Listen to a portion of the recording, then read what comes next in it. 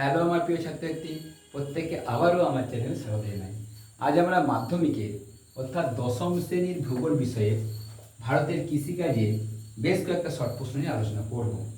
ইতিপূর্বে ভারতের কৃষিকাজের একটা শর্ট প্রশ্নের ভিডিও আমি পোস্ট করেছি। যারা এখনও পর্যন্ত ভিডিওটা দেখে উঠতে সময় পাওনি তারা অবশ্যই ভিডিওটা দেখে নিও। যারা মাধ্যমিকের ছাত্রছাত্রী রয়েছে তাদের অবশ্যই এই শর্ট প্রশ্নগুলো যথেষ্ট সামনের পরীক্ষাগুলোতে কাজে লাগবে।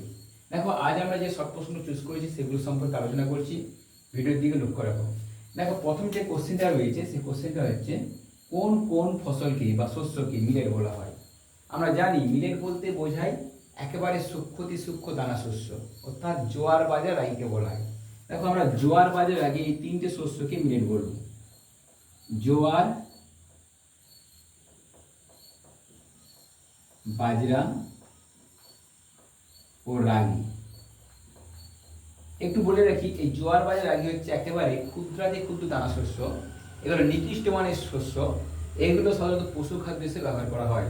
সাধারণত শুষ্ক অঞ্চলে এই শস্যগুলো চাষ হয়ে থাকে। দেখো, 2 নম্বর কোশ্চেন রয়েছে। দেখো, জোয়ারকে তামিলনাড়ুতে কি বলা হয়? জোয়ারকে তামিলনাড়ুতে চোলাম বলা হয়। এটা একটা ইম্পর্টেন্ট প্রশ্ন। চোলাম, জোয়ারকে তামিলনাড়ুতে চোলাম বলে। 3 নম্বর প্রশ্ন দেখো রয়েছে, বাজরাকে দক্ষিণ ভারতে কি বলবো? না, বাজরাকে দক্ষিণ ভারতে বলা হয় কুম্বু। মনে রাখতে হবে, দুটো প্রশ্ন খুব ইম্পর্টেন্ট প্রশ্ন। জোয়ারকে তামিলনাড়ুতে বলা হয় চোলাম, আর বাজরাকে দক্ষিণ ভারতে বলা হয় কুম্বু। 4 নম্বর কোশ্চেন দেখো, মিলেটের অপর নাম কি? মিলেটের অপর নাম হচ্ছে জোনার।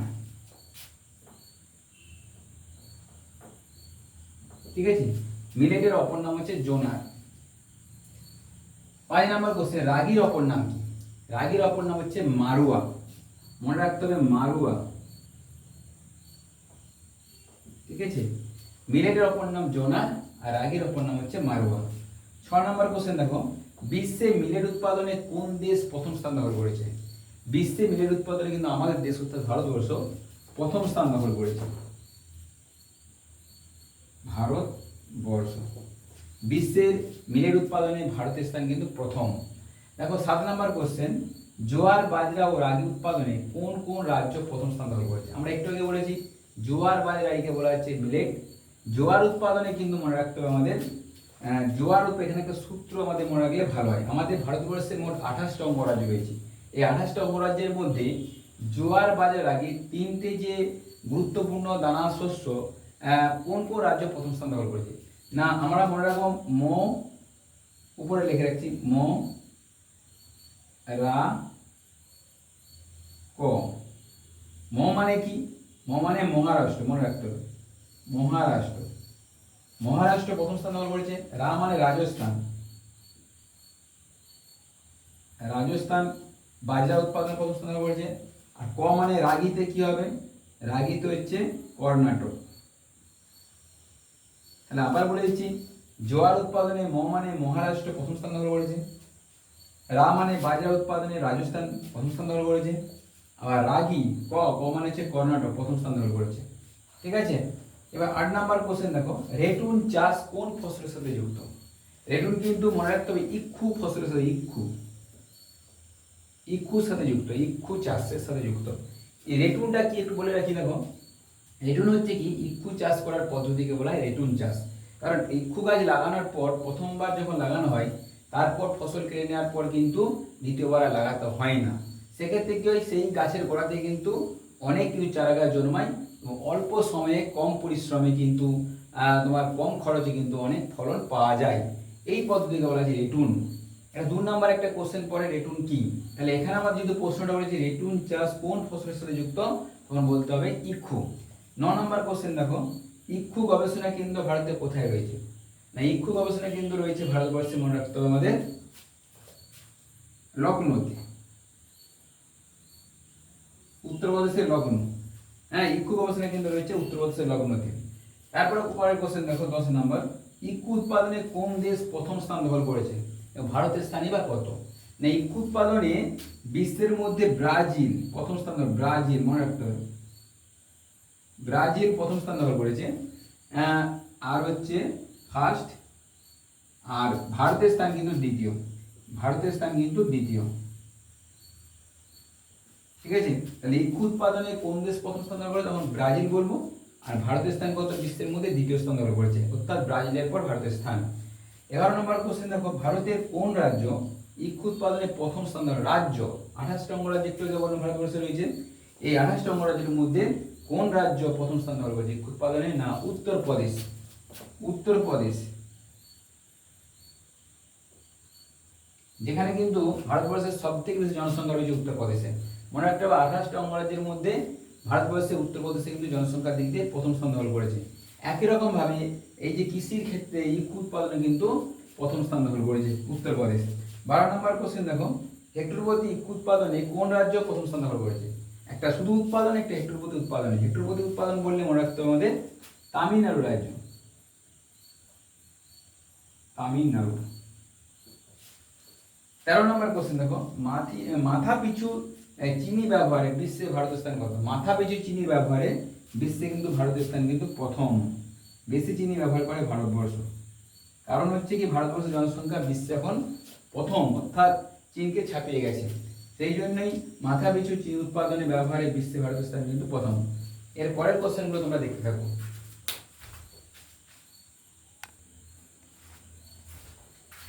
এরপর দেখো 14 নম্বর কোশ্চেন। 14 নম্বর কোশ্চেন রয়েছে, চিনি রপ্তানিতে ভারতের স্থান কত? চিনি রপ্তানিতে ভারতের স্থান বিশ্বে মনে রাখতে হবে তৃতীয়। প্রথম স্থানকে দখল করেছে, প্রথম কিন্তু মনে রাখতে হবে আমাদের চিনি রপ্তানিতে প্রথম স্থান দখল করেছে চীন, আর থাইল্যান্ড দ্বিতীয়, আর তৃতীয় স্থান হচ্ছে আমাদের ভারত। চীন প্রথম, দ্বিতীয় হচ্ছে থাইল্যান্ড, তৃতীয় হচ্ছে ভারতের স্থান রপ্তানিতে চিনি। 15 নম্বর কোশ্চেন দেখো, কার্পাস চাষে কোন মাটিতে, কার্পাস চাষ কোন মাটিতে ভালো হয়? তাহলে রেগুর মৃত্তিকা, রেগুর মৃত্তিকা বা কৃষ্ণ মৃত্তিকা।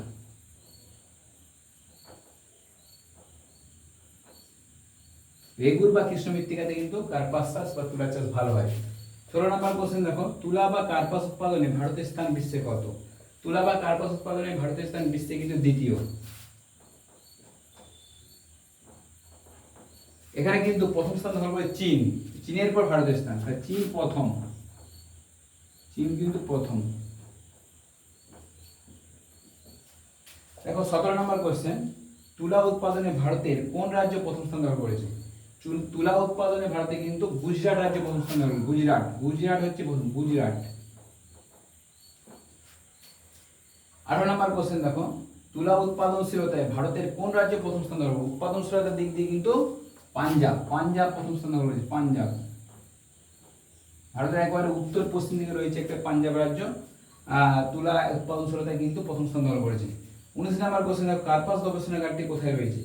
কার্পাস গবেষণাগারটি রয়েছে মনে রাখতে মহারাষ্ট্রের নাগপুরে, মহারাষ্ট্রের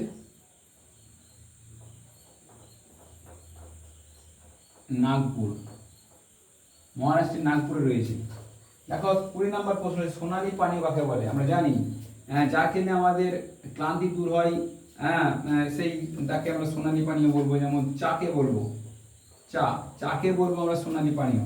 21 নম্বর কোশ্চেন, ভারতের কোন ধরনের চা সর্বোৎকৃষ্ট? ভারতে কিন্তু কালো চা সর্বোৎকৃষ্ট, কালো চা, কালো চা মনে রাখতে হবে। চীনের কোন ধরনের চা জনপ্রিয়? 22 নম্বর কোশ্চেনে, চীনে কোন ধরনের চা জনপ্রিয়? না, চীনে কিন্তু মনে রাখতে হবে আমাদের সবুজ চা জনপ্রিয়, সবুজ চা। আর 23 নম্বর কোশ্চেন, রাশিয়াতে কোন ধরনের চা প্রচলিত? রাশিয়াতে কিন্তু স্টক চা প্রচলিত, স্টক। দেখো 24 নম্বর কোশ্চেন, ভারতের চা গবেষণাগারটি কোথায় রয়েছে? ভারতের চা গবেষণাগারটি রয়েছে অসমের জোরহাটে, অসমের জোরহাটে, জোরহাটে মনে রাখতে হবে, জোরহাটে। দেখো 25 নম্বর কোশ্চেন, কোথাকার চা স্বাদ ও সুগন্ধের জন্য বিখ্যাত? মনে রাখতে হবে আমাদের দার্জিলিং এর চা, ভারতের দার্জিলিং, দার্জিলিং এর চা স্বাদ ও সুগন্ধের জন্য বিখ্যাত। 26 নম্বর কোশ্চেন দেখো, টি বোর্ড কোথায় রয়েছে? টি বোর্ড কিন্তু কলকাতাতে রয়েছে।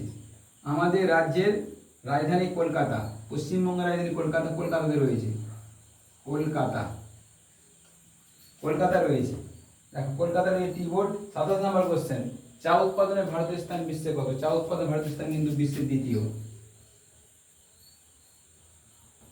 চীন প্রথম, চীন প্রথম কার্পাসের মধ্যে চীন প্রথম আর ভারত দ্বিতীয়। চা উৎপাদনে কিন্তু ভারত হচ্ছে বিশ্বের দ্বিতীয়। 18 নম্বর কোশ্চেন দেখো, চা রপ্তানিতে বিশ্বে ভারতের স্থান কত? রপ্তানিতে কিন্তু ভারতের স্থান তৃতীয়। তৃতীয় প্রথম কে না? প্রথম শ্রীলঙ্কা প্রথম রপ্তানি দিক দিয়ে, শ্রীলঙ্কা প্রথম, শ্রীলঙ্কা প্রথম। আচ্ছা, শ্রীলঙ্কার পর চীন দ্বিতীয়, চীন দ্বিতীয় আর ভারত হচ্ছে তৃতীয়। তাহলে আজ এই পর্যন্ত রইল ভারতের কৃষিকাজে দ্বিতীয় ভিডিও আকারে আমরা কতগুলো শর্ট প্রশ্ন দিলাম। যারা বিশেষ করে মাধ্যমিক ছাত্রছাত্রী তাদের ক্ষেত্রে যথেষ্ট সহযোগিতা করবে, তোমরা অবশ্যই ভিডিওটি দেখে নিও। আমরা আবার পরের ক্লাসে আবার কিছু শর্ট প্রশ্ন নিয়ে আসবো। আজ এই পর্যন্ত থাকলো। সুস্থ থেকো, ভালো থেকো।